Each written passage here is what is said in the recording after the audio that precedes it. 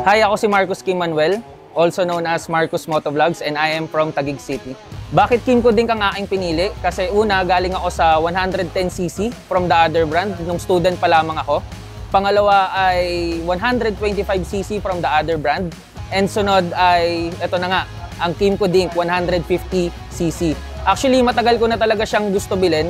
Ngayon lang na nagkaroon ako ng work and opportunity, kaya ako siya binili. And nag-review talaga ako kung ano talaga yung mga specs and features niya. Ito na, hawak ko na or nandito na, ginagamit ko na yung Kimco Dink na binili ko sa sarili kong pagod at puhunan. Yung feeling ng paggamit ng Kimco Dink, hindi kanya talaga bibiguin.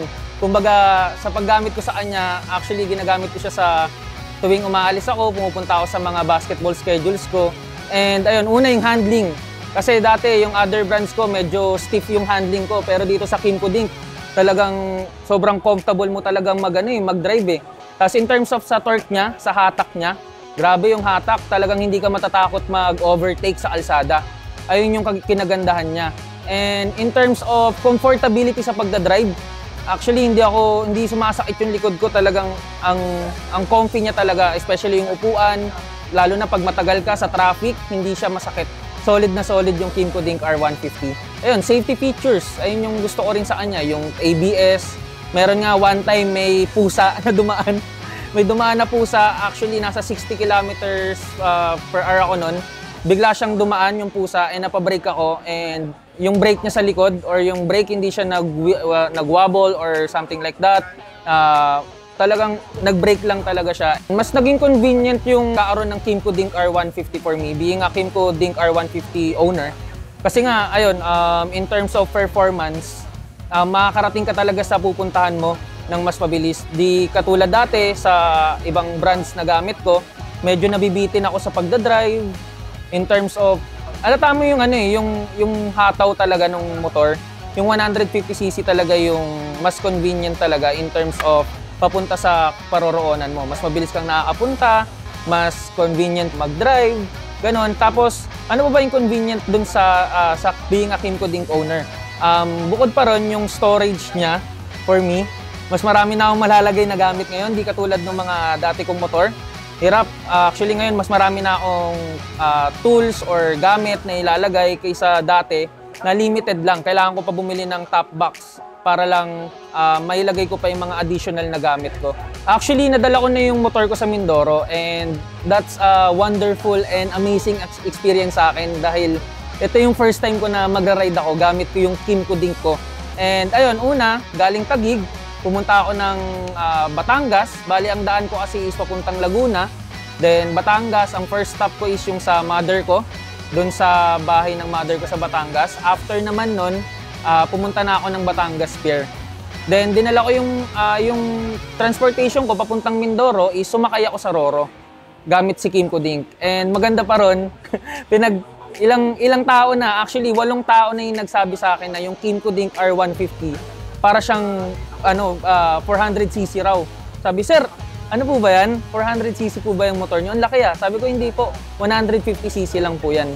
So marami akong pinagdaanan, 2 hours yung drive ko, 2 hours and 40 minutes ang pagdadrive ko mula Calapan Pier papunta dun sa bahay namin or sa hometown namin.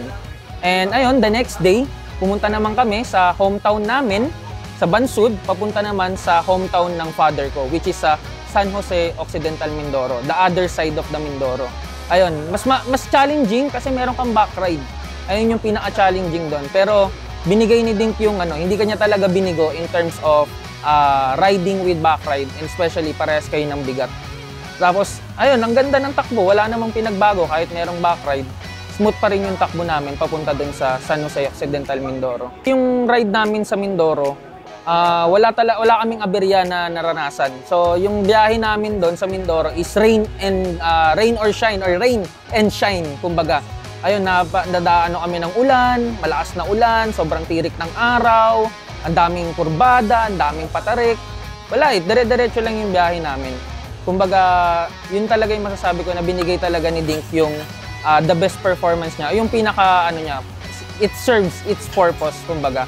Naka-3 full tank ako, papunta at pabalik, mula Taguig hanggang Mindoro, tapos Mindoro hanggang Taguig. And masasabi ko talaga na hindi ka na pag nagra-ride ka, tuloy-tuloy lang talaga yung biyahe. Pag nag-blink kasi yung fuel ni Kimco Dink, meron pa yung 3 liters na natitira. Kaya ayun, hindi ka mangangamba na tumirik ka kasi naubusan ka ng gas. Kumbaga, kaya mo pang makaabot dun sa susunod na gas station. And in terms of fuel consumption niya, kami, meron tong mga factors eh. So, yung capacity mo, yung load, then yung mismong, yung speed, yung hatak mo, or yung tinatakbo mo sa biyahe. Yun yung mga road condition. Kumbaga, yun yung mga nakaka-apekto sa fuel consumption. Pero all in all, yung fuel consumption ko, masasabi ko na satisfied ako sa fuel consumption ni Dink. Meron pa akong OBR nun, which is yung father ko. And ayun, nakarating kami ng mapayapa sa aming mga pupuntahan. Yung features na may pagmamalaki ko sa Kimco Dink R150, mapagmamalaki ko, yun na yung ABS. Katulad nga nung nasabi ko kanina, na kwento ko, merong pusang tumawid. na walang pag-aalinlangan, safe na safe ako pagka sudden brake. Ayun yung isa sa mga feature na nagustuhan ko. Pangalawa is yung traction control niya. Yun yung nagustuhan ko kasi kahit madulas yung kalsada, I feel safe pag nagdadrive ako. Pangatlo is yung kanyang storage capacity. Kasya dito yung full face helmet, pero it depends on your size and brand. Ayun lang din. At ayun, meron pa akong nalalagay dito mga kapote ko, sapatos ko, then yung tubigan ko. Talagang ayun yung nagustuhan ko sa kanya. Ang nagpa-decide po sa akin na kuhain tong Kimco Dink R150 Special Edition is, ayun nga, una, nag-research muna ako ng features niya. And talagang siksik talaga yung features ng Dink. Considering its price na 160,000, meron na siyang crash guard, meron na siyang footboard or foot peg, meron na rin siyang bracket sa box. Bali, box na lang talaga bibilin mo. Ayun yung kinonsider ko sa kanya. Kaya napabili ako ng Kimco Dink R150. And isa pa ron, gusto ko kasi naiiba ako sa kalsada. Ayun, marami na kasing ibang other brands na naglipa na sa kalsada. Gusto ko naiiba ako. And ayun, actually totoo nga, head turner talaga si Dink. Mapapatingin talaga and napapatanong yung tao kung ano talaga yung motor na sinasakyan ko. Si Kimco para sa akin, kilala na talaga siya dati pa. Hindi lang siya nare-recognize gaano dito sa bansa natin.